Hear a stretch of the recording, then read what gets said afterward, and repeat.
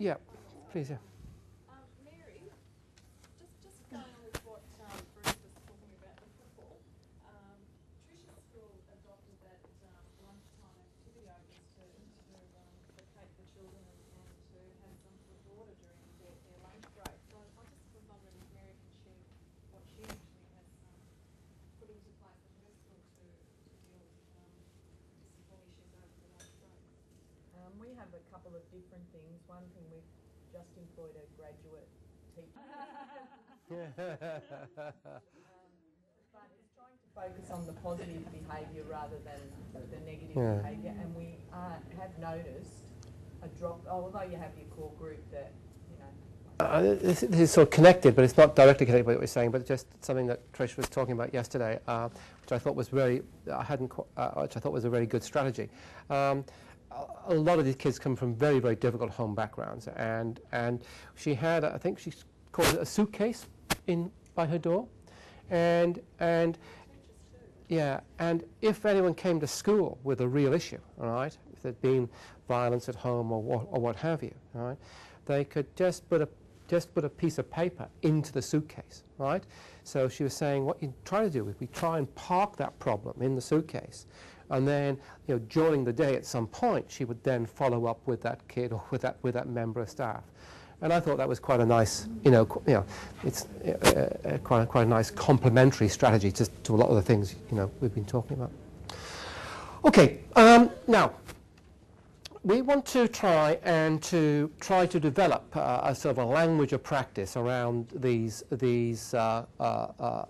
ideas, these components, these strategies. And I take Rick's point that this is most probably not exactly Rick's and a number of yours point. This is not exactly the sort of perhaps we could revise that list a little bit, but it's not too bad, all right. And what I want us to try and do in the next sort of little while is to try and develop go through an activity which will help us begin to develop a sort of a practice around these issues. So I'm going to be taking you through, I'm going to be relatively structured, I'm going to take you through two at a time these 8 issues. And we want you to sort of reflect upon them and then to write something down on the forms that you have in front of you, all right? And I want you to, we want a form per school, all right? We want you to use joined-up handwriting so we can actually read it, all right? And we're going to be collecting these in and marking them out of 10. No, we're going to be collecting them in, and then what we will do is to produce a composite from the schools here today.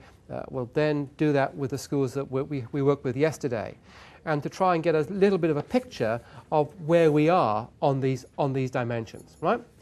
And then we also want you to sort of assess yourself on the RAG thing, all right? Are you green? Are you amber? Are you red?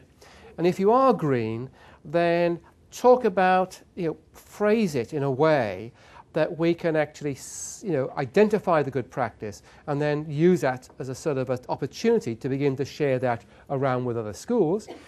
If you think you're red, right? If you think you're red, getting far too excited here. If you think you're red, then try and phrase it in a way where you define the problem, because that is something that we can try and sort of provide more support for you, or link you up with a school who's green, and so on, right? So we really want you to sort of take this quite seriously and to be quite concrete in the sort of, don't have to write an essay, but concrete in terms of the phrases that you use. And then we'll do, the task of bringing this together and then sort of, in a sense, sharing that back from you, but also using this as data to begin to structure, sort of ongoing engagements. Okay?